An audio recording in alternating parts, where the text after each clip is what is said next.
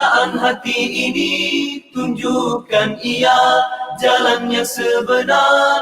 Limpahkan dengan cahaya Rabbanimu yang tak pernah padam, dan lapangkan dengan iman.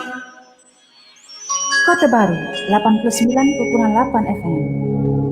Tak kira di mana anda berada, terima kasih kerana terus bersama kami di IKIM, Inspirasi Inforia Islami, menerusi perkongsian pertama kita. Kita ada Pesona di Saraf untuk bersama dengan sahabat pendengar. Tak lain tak bukan Ustaz Muhammad Abdul Alamin dah bersedia di hujung talian saat ini, yang mana anda boleh ikuti di FB IKIM FM, di YouTube IKIM dan juga di FB Ustaz Muhammad sendiri. InsyaAllah perkongsian kita pada hari ini bersama dengan Ustaz Muhammad. Tapi apapun, awalan ini nak ucapkan selamat datang Ustaz. Assalamualaikum. Waalaikumsalam warahmatullahi wabarakatuh. Masya Allah, seminggu tak jumpa Ustaz. Betul. Dan hari ini nak bersama dengan Ustaz, kita nak sambung lagi perkongsian menerusi Asmaul Husna, penyelesai masalah keluarga dengan nama Allah SWT yang seterusnya. Kali ini dah pun Ustaz nak kongsikan dengan kita dengan nama Allah SWT, An-Nafi'. Betul Ustaz? An-Nafi', betul. Silakan Ustaz, silakan. Okay, bismillahirrahmanirrahim. Assalamualaikum warahmatullahi wabarakatuh. Alhamdulillah. Wassalatu wassalamu ala rasulillah wa ala alihi washabihi wa man tabi'ahu wa man nasarahu wa wala. Alhamdulillah, DJ Kak Eti, seterusnya kepada seluruh ibu-ibu, akak-akak, ayah-ayah, abang-abang serta adik-adik yang saya sayangi dan saya doakan dengan kebaikan sekalian. Pertamanya syukur pada Allah Subhanahu wa taala dengan limpahan kurnia dan rahmatnya pada kesempatan yang berbahagia ni. Pagi ini dapat sama-sama kita berada dalam Pesona di Zahra dan kita sampai ke nama yang 92, iaitu An-Nafi'. Tahun ni insyaAllah kita akan khatam pengajian Asmaul Husna, penyelesaian masalah keluarga kita. InsyaAllah.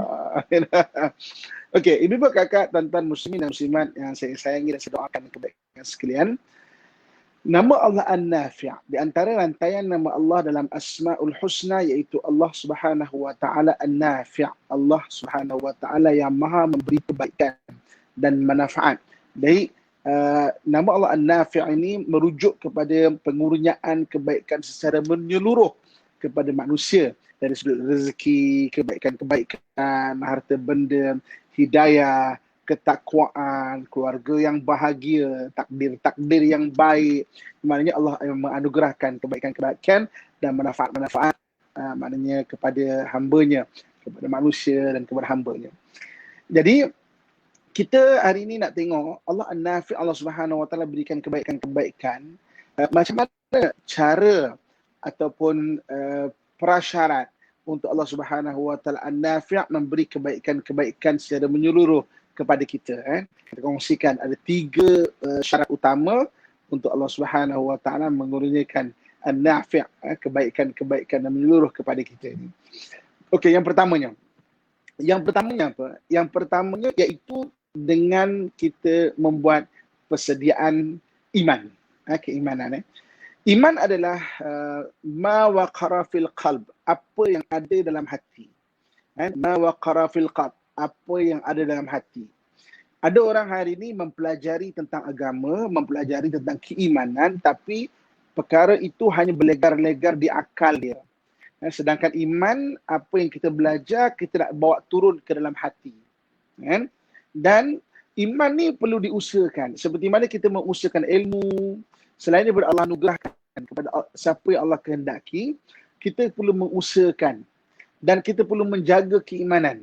Sebab iman dalam hadis Nabi SAW sifatnya adalah yazid wa yanqus. Yazid dia boleh bertambah.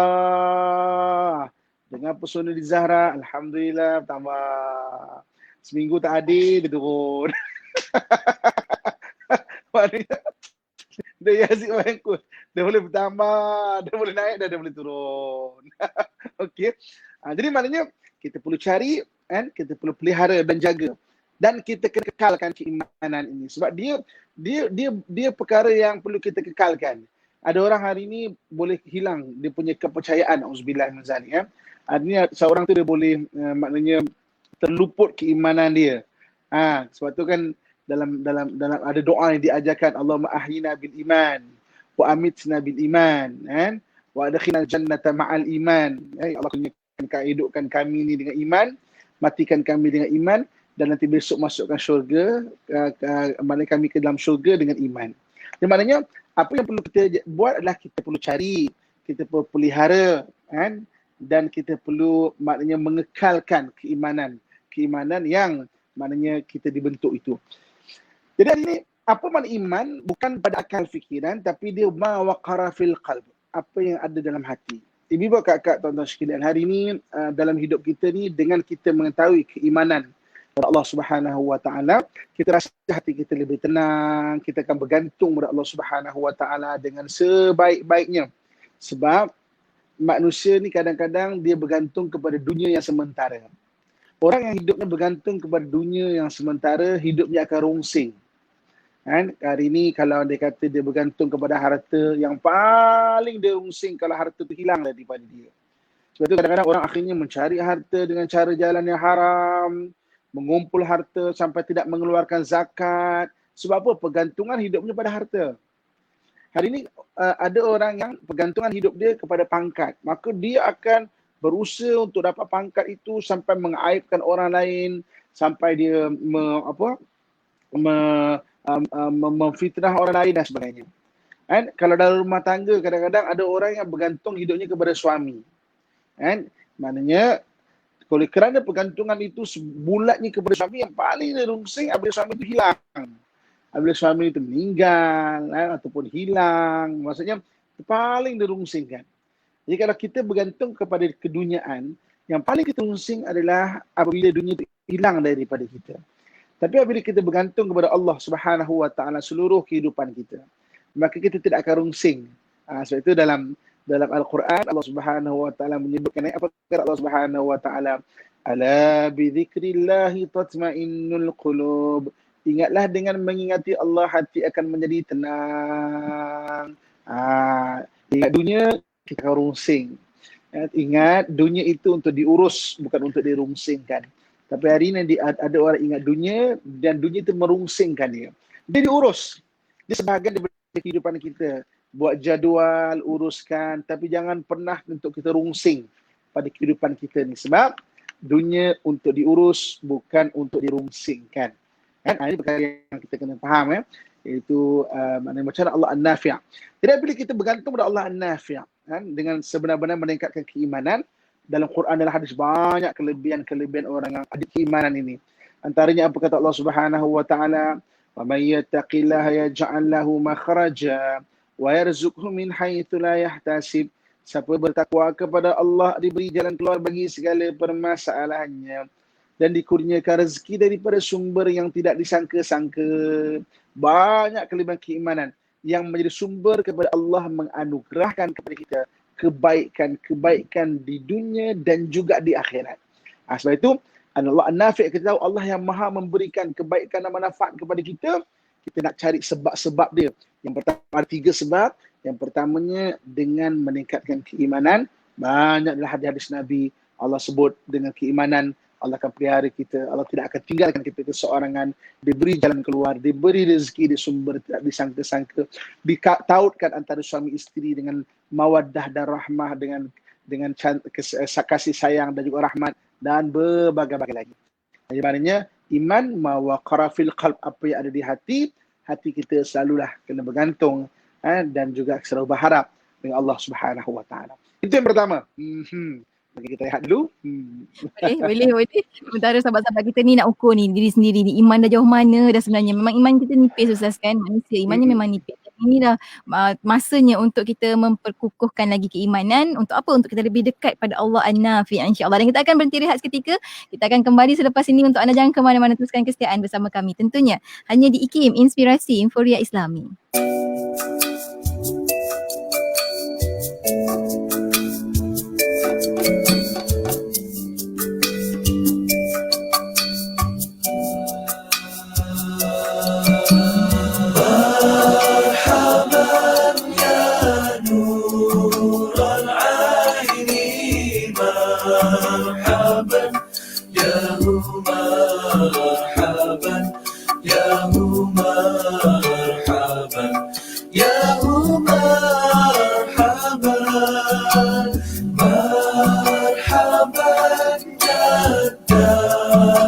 Husaini marhaban ya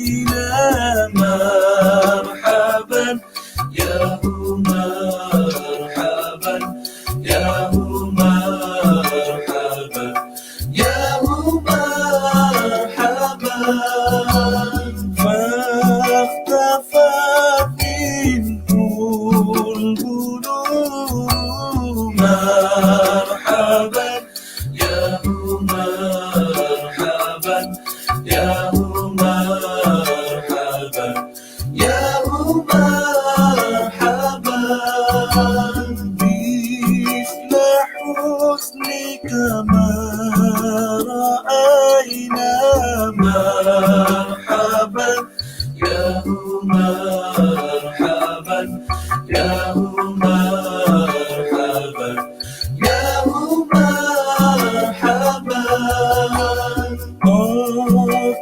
يا وجه السرور مرحبا يا مرحبا يا مرحبا يا مرحبا مرحبا يا نور العين مرحبا يا مرحبا يا مرحبا يا مرحبا مرحبا جد الحسين مرحبا يا مرحبا يا مرحبا يا مرحبا.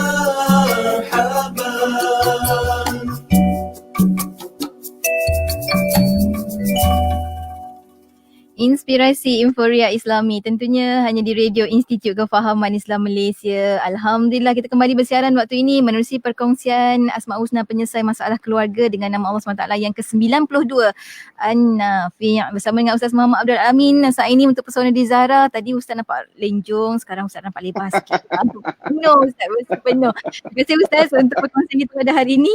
Untuk nama Allah, Allah yang maha memberi manfaat, Allah yang maha memberi kebaikan, dan Ustaz baru kongsikan satu antara tiga syarat utama untuk Allah mengurniakan kebaikan yang menyeluruh. Untuk yang kedua apa Ustaz? Silakan. Okey. Terima kasih kepada JKT dan seluruh ibu-ibu akak-akak tuan-tuan sekalian. Okey. Satu benda yang kita kena faham dari sudut tauhidnya, Allah tu maha memberi. Tu'til mulka man tasha. Allah Subhanahu Wa Taala tu memberi kekuasaan siapa yang dikehendaki, wa tanzi'u mulka mimman tasha, dan maknanya boleh menarik daripada siapa Allah kehendaki kan. Itu adalah maksudnya kebaikan atas hikmah dan kebijaksanaan Allah Subhanahu Wa Taala untuk memberi sesuatu benda kepada manusia.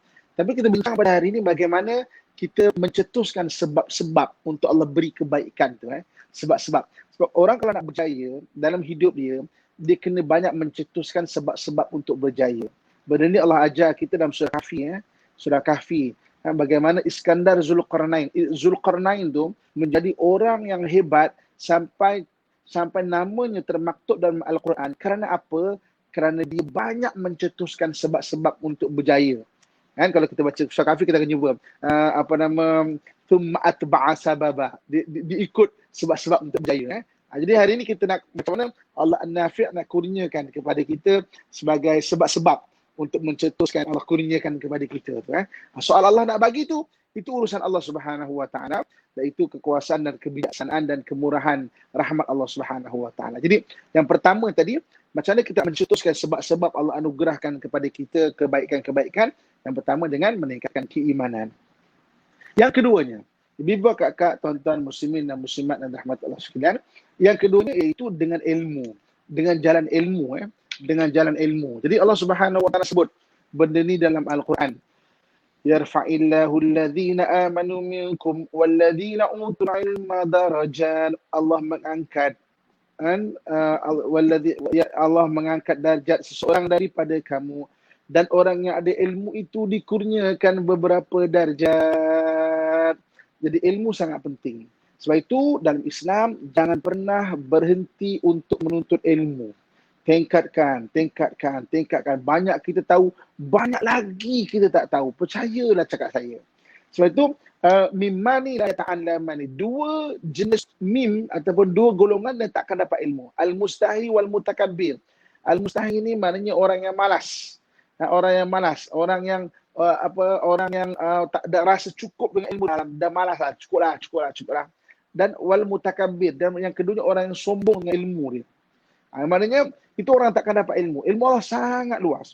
Dengan ilmu adalah penyebab untuk Allah kurniakan seorang itu dengan kebaikan.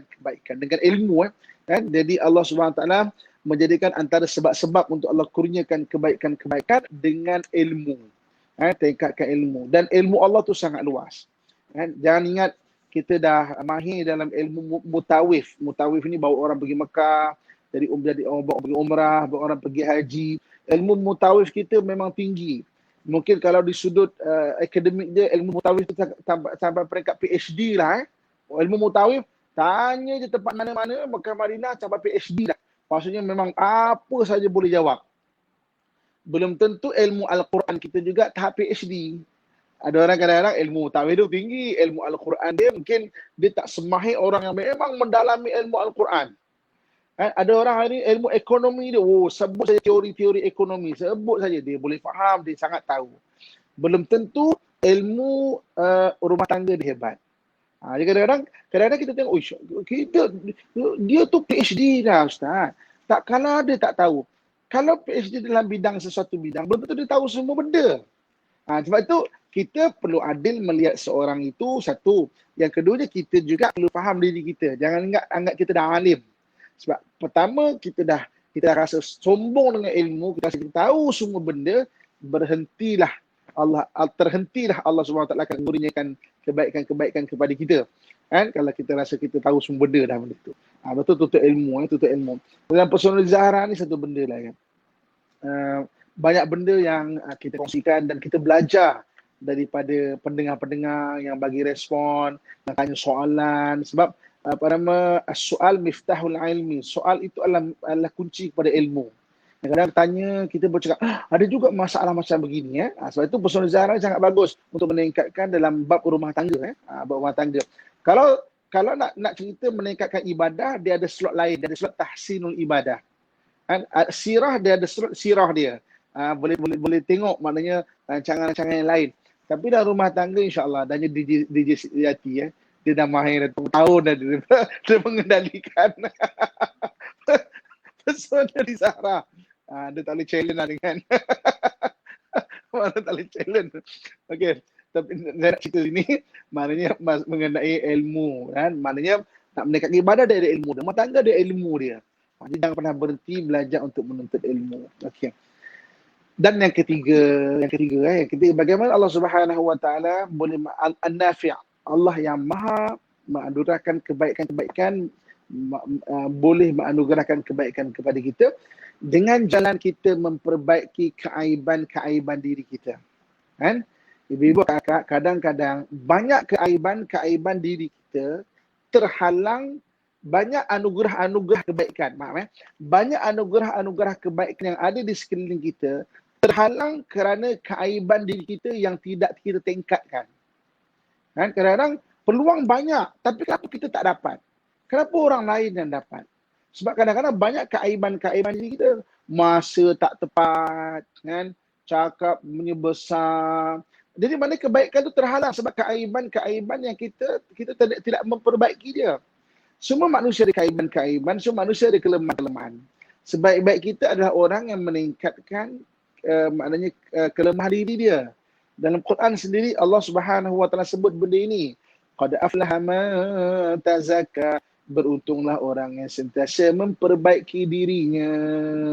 Ibu-ibu, kakak-kakak, ayah-ayah, abang saya sekalian, kan kita semua lahir,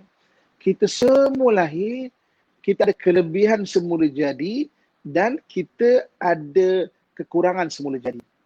Jangan kita tersilau dengan kelebihan semula jadi kita tanpa kita perasan ada kelemahan semula jadi.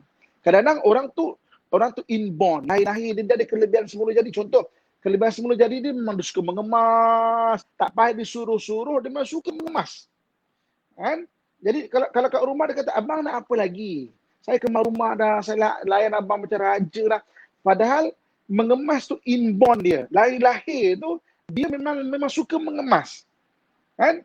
Jadi jangan tersilau dengan kelebihan semula jadi kita. Kelebihan kekalkan dan tingkatkan. Yang kita nak tahu kelemahan semula jadi kita. Memang kita suka mengemas. Tapi suami sikit punya hal, ubat gigi pun boleh bergaduh. Abang, ubat gigi tu apa? Abang ni picit daripada tengah, picit daripada bawah lah. Kita tak perasan. Ada benda yang toleransi kita kena besar kan. Sebab kita orang yang SOP, mengemas. Ubat gigi pun boleh bergaduh. Kan? Sebab macam-macam stokin pun boleh bergaduh. Kan? Kita kadang-kadang ada kelebihan semula. Jadi, kita lupa kelemahan semula jadi kita. Pitching suara tinggi, kita tak perasan tu. Kan? Pitching suara tinggi. Kan? Awak ni kasar lah dengan saya. Mana saya kasar? Pandai-pandai kata kita kasar. Itu orang kasar ke? Oh ya ke? Dia bagus banyak benda. Tapi kelemahan semula jadi tu dia tak perasan. Dia kena manage.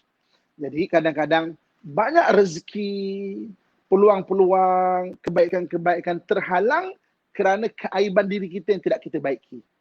Banyak kadang-kadang. Kan? Kadang kita perangai kita macam tu. Kan? Orang nak datang rumah kita pun orang malas nak datang. Sebab apa? Alah datang rumah tu kena bebel. Datang kena bebel je kan. Maknanya orang tak mau datang. Sedangkan tamu datang bawa rahmat. Dengan perbualan-perbualan tu at least menambah kita punya idea-idea nak buat apa. Ada orang kadang-kadang memang belajar main golf. Main golf belajar kenapa? Daripada golf tu jumpa orang untuk mencana idea. Tetamu datang rumah kita, kadang kita berbual, kita dapat idea tau, kebaikan. Tapi keaiban-keaiban akan kadang-kadang menghalang seseorang tu dari dilimpahi dengan kebaikan. Sebab tu kita kena tengok apa kelemahan kita. Kelemahan kita tak sama. Ada orang kelemahan itu, ada orang kelemahan ini, kelemahan tak sama. Kan? Ada 2-3 benda, ini yang kita tahu. Cari, jangan sampai terhalang kebaikan-kebaikan melimpah kepada diri kita kerana keaiban yang tidak kita tingkatkan. Keaiban yang kita tidak tingkatkan. Dan jangan biarkan hidup kita ni sampai tua ada keaiban-keaiban macam itu dan kita feel good dengan keaiban itu. Ada orang kadang-kadang memang bab nafkah dia tak ada masalah. Memang orang inborn daripada kecil memang bertanggungjawab. Daripada kecil dengan mak ayah dia pun jaga, bertanggungjawab, adik-beradik bertanggungjawab. Dia kahwin dengan kita sebagai seorang suami, sebagai seorang isteri memang jaga rumah tangga. Tapi keaiban, kelemahan pula kalau buka kain tu melengkar macam ular sawa tu.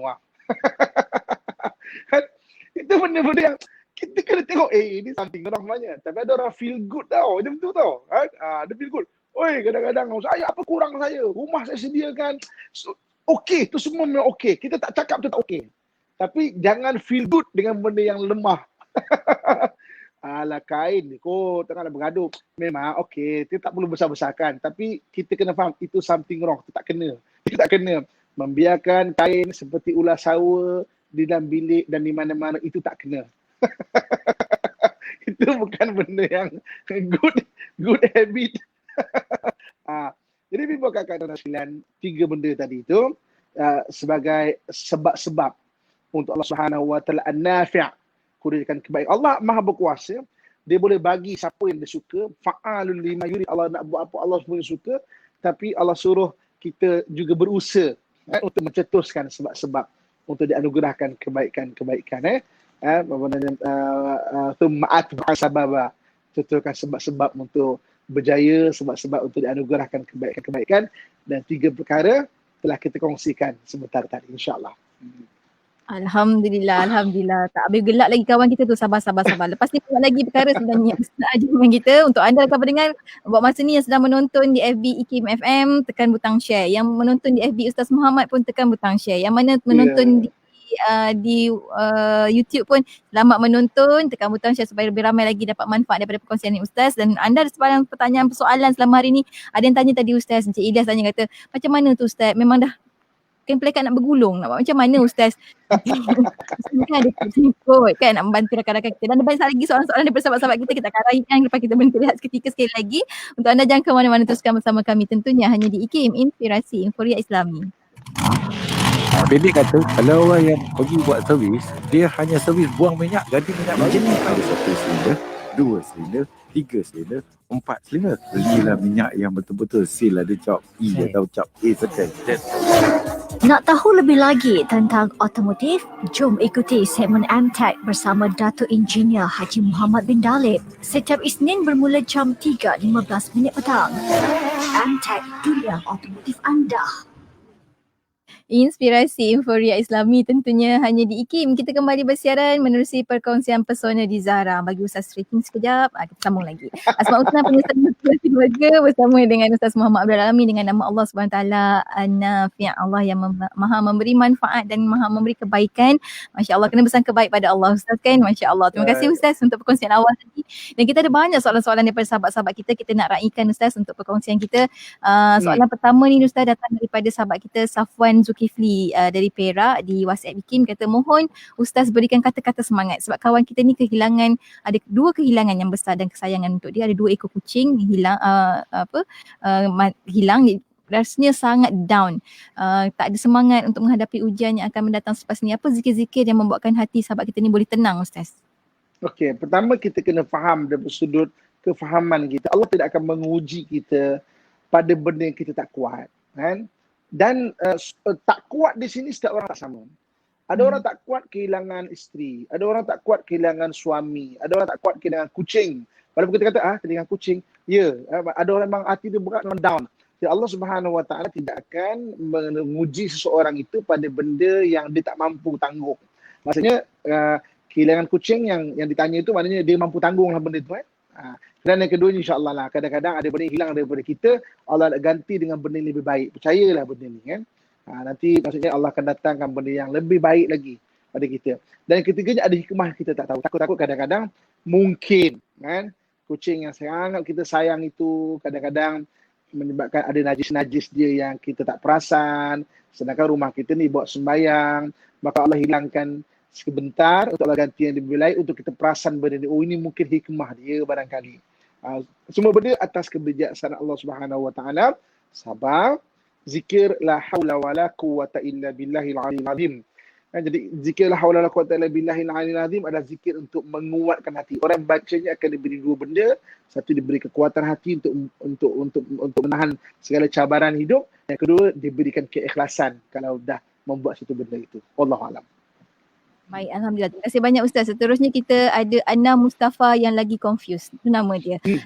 Apa yang nak sahabat yang kita ada buat? Kata satu, jika suami marah pada ibu yang telah tua, usia dalam 70 tahun ibu tu dengan suara yang agak tinggi dan sahabat kita ni hanya boleh melihat dan menangis saja. Macam mana Ustaz? Apa yang boleh sahabat kita lakukan Ustaz? Okey, yang pertama sekali bagi kita sebagai anak yang menjaga mak ayah, kita memang kena faham dan kena tahan hati kita, ya. Sebab menjaga orang yang berumur ni memang dia punya cabaran agak besar. Tapi pahalanya berlipat kali ganda. Bukan saja pahala, anugerah di dunia lagi. Kita boleh tengok orang yang buat baik dengan mak ayah dia, kita boleh tengok kehidupan dia ada anugerah-anugerah yang tak perasan yang Allah berikan kepada kita. Tidak ada benda percuma daripada sudut anugerah-anugerah itu. Jadi maknanya bila kita buat baik, mesti Allah akan kurniakan kepada kita benda kebaikan. Jadi sabar dalam menjaga mak ayah, memang ada karenah adik. Memang kena sabar. Seperti mana mak kita sabar dan kita, itu berganda-ganda, beratus kali ganda yang memang kita pun maksudnya takkan boleh buat sebenarnya. Waktu kita kecil, mak kita jaga kita takkan boleh buat punya. Mak pun sabar tu. Dan di hari ini, Alhamdulillah, mak dipanjangkan umur untuk Allah uji pula kita menjaga mak bagaimana. Dan kalau kita buat baik, dunia lagi Allah bagi kebaikan, akhirat Allah bagi kebaikan. Itu yang pertama. Yang keduanya, kita yang melihat, suami kita ni kasar dengan mak dia, apa nak buat? Kita faham, mungkin barangkali suami itu dah tidak ada kekuatan emosi untuk melayan mak dia. Jadi kita sebagai isteri, kita kena bagi semangat dekat suami. Kita kena bagi ingatan seperti ini kepada suami kita. Bang, kena ingat bang, sabar bang. Mak memang dah tua, dia ada banyak kain, abang sabar bang. Kita kena bagi semangat, jangan diamkan. Kita tengok diamkan mungkin kita macam, tapi tak kena, tapi diam, bagi semangat. Pegang belakang suami, bang sabar. Pegang urut dada suami, bang sabar bang. Ingatkan, kita sebagai isteri, kita menyabarkan orang dan suami itu buat baik pada mak ayah dia, kita pun boleh pahala. Jadi Kita tengok mungkin kita macam apalah suami ni kan kasar. Kita tak tahu ada perasaan-perasaan yang dia tak boleh manage emosi dia tu. Bagi suami, bagi abang yang dengar atau siapa yang jaga mak ayah, tu kena faham. Anda kena sabarlah. Mudah-mudahan besok kita tua, anak kita jaga kita dengan lebih baik lagi, insya-Allah. Wallahualam. Alhamdulillah, terima kasih banyak Ustaz. Bagaimana Ustaz kalau yang dijaga itu adalah ibu mertua suami tu? Maknanya mak kepada isteri tu Ustaz. Okey, itu lagi okay. Pertama sekali, macam mana seperti yang telah kita pelajari, yang dikatakan mak ayah tu ada 5 jenis mak ayah. Iaitu mak ayah kandung, mak ayah tiri, mak ayah susuan, mak ayah mertua dan mak ayah angkat yang jadi kita daripada kecil. Jadi, kita kahwin dengan satu orang perempuan, kita bukan berkahwin dengan dia saja, kita berkahwin dengan tanggungjawab yang ada di bahu dia. Kalau dia ada mak ayah isteri tu jadi mak ayah kita. Betul ada orang katakan, anak saya semua perempuan Ustaz. Habis kalau dia kahwin saya ni tak siapa nak jaga saya. Maknanya menantu-menantu tu dia akan ambil kita sebagai mak ayah dia. So mak ayah mertua macam mak ayah kandung. Kan? Maknanya jaga dengan sebaik-baiknya. Jadi kalau dia kasar dengan mak mertua yang dia pun sama-sama jaga, maknanya anak rasa macam something wrong. Sama macam tadi, maknanya pegang dada suami, bang sabar bang, saya faham abang penat, tak apa kan, nanti mudah-mudahan kita tua besok menantu kita jaga kita bang, jaga maknanya ingatkan, bagi semangat. Sebab kadang-kadang ada orang memang dia pengurusan emosi dia dah maksimum, dia tak tahan lah sebenarnya. Ia perangai dia tak betul, memang tak betul. Kita tak cakap dia betul, tak betul. Tapi kita cuba fahami dia. Kan? Kadang-kadang ada benda yang saya tak setuju tapi saya faham kenapa dia macam tu. Itu lebih bagus daripada kita terus judge dia, kata dia dan sebagainya dia kan. Mana dia buat tak betul. Kasar tu memang tak betul. Tapi kita faham. Kali dia pengurusan emosi dia tu maknanya dia tak berapa stabil. Jadi bang, abang kenalah dengar pesona di Zahra bang ya. Gitu. Tekan butang share kat suami macam tu. Wallahualam. Tag nama suami anda. Masya-Allah. Alhamdulillah. Dan seterusnya Ustaz, soalan daripada sahabat kita ni nak mohon penjelasan dan juga solusi daripada Ustaz. Kata suami suka kata nak ceraikan sahabat kita ni dengan kawan-kawan. Dan keduanya suami suka mengucapkan cerai, diucapkan ketika lagi marah dia kata. Macam mana tu Ustaz? Okey. Daripada sudut betul kak macam itu, memang tak betul lah. Kan? Takut cakap nanti maksudnya jadi betul. Okey. Tapi kita cuba tengok kenapa suami boleh sampai begitu. Kan? Jadi kadang-kadang mungkin juga kita yang selalu provoke sebelum ini sampai dah ada encoded assumption. Encoded assumption ni maknanya telah ada pemikiran begitu kat suami. Aku tak tahan lah dengan dia ni. Tak boleh lah. Cuma mungkin ada benda-benda lain yang masih menahan dia daripada tak melafazkan macam tu. Kan? So maksudnya, okay, daripada satu sudut, suami tu kalau bercakap sebagai mainan bahasa maknanya tak bagus lah.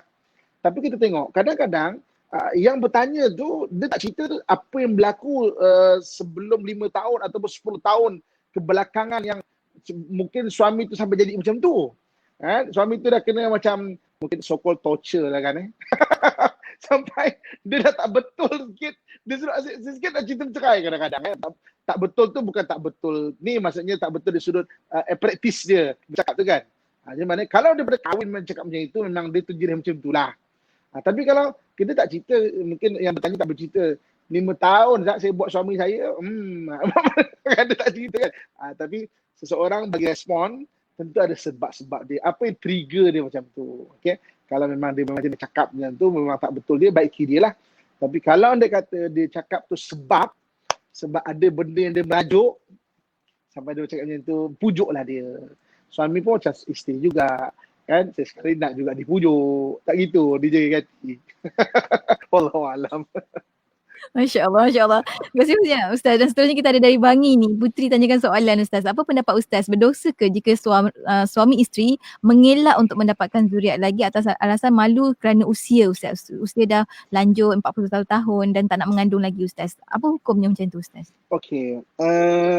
Apabila kita sebut hukum ya, pertama sekali yang paling bagus yang hantar satu surat pergi ke bahagian mufti, tanya soalan dan dapatkan jawapan daripada jabatan agama kita mufti. Kalau tanya ustaz, 1000 jawapan, kan? Tapi kalau nak tanya, kalau hari ni kita tanya kat saya akan jawab bagian-bagian. Tanya ustaz lain mungkin akan jawab bagian-bagian. Jadi bila tanya bagi jabatan agama, maksudnya kita cerita detail sebab apa.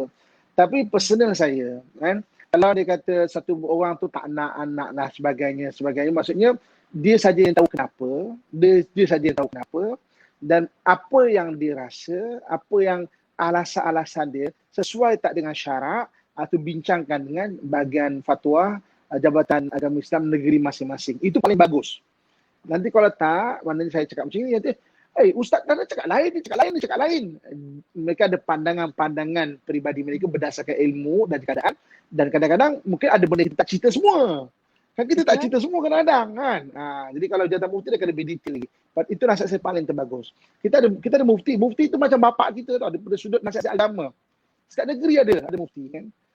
Maksudnya boleh rujuk kat situ. Rapatlah dengan orang daripada jabatan agama.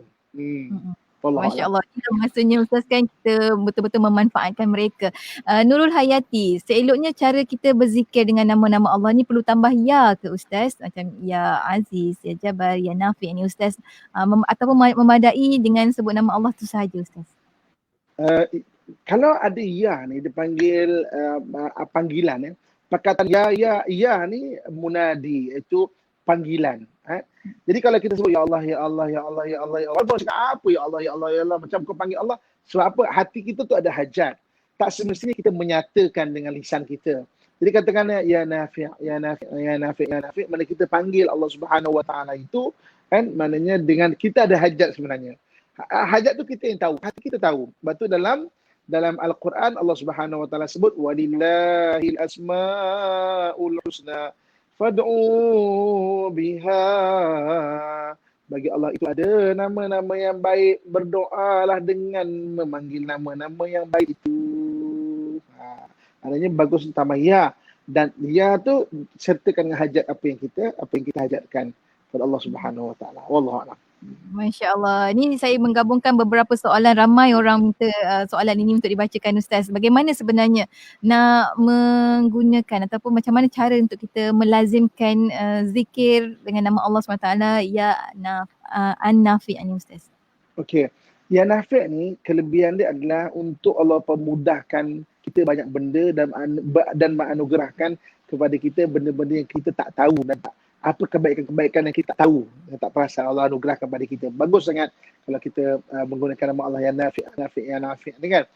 Kemudian bacalah nama-nama Allah Subhanahu Wa Taala ini, alladzina yadhkuruna Allah qiyaman wa qu'udan wa 'ala junubihim. Kan, mana dalam Quran Allah sebut orang yang mengingati Allah dalam keadaan berdiri, duduk, baring, dan sentiasa ingat Allah Subhanahu Wa Taala. Sebab kalau kita ingat Allah Subhanahu Wa Taala, syaitan tu tak ada ruang untuk masuk ke hati. Bisikan syaitan ni jahat sebenarnya.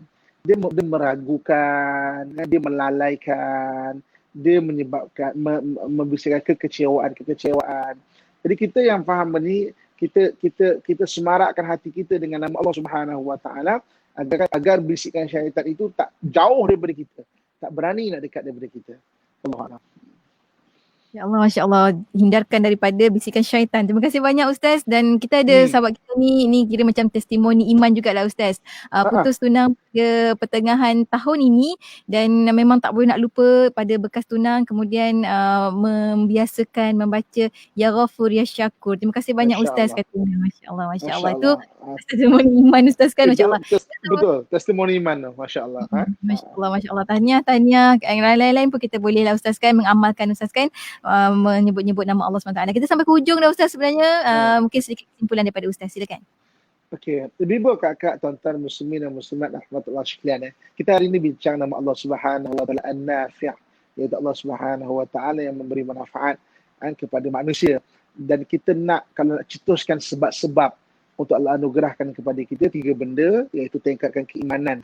Iman sumber Allah bagi kebaikan kepada kita. Yang kedua ilmu sumber Allah anugerahkan kebaikan kepada kita. Dan yang ketiganya iaitu dengan kita memperbaiki keaiban dan kelemahan diri kita.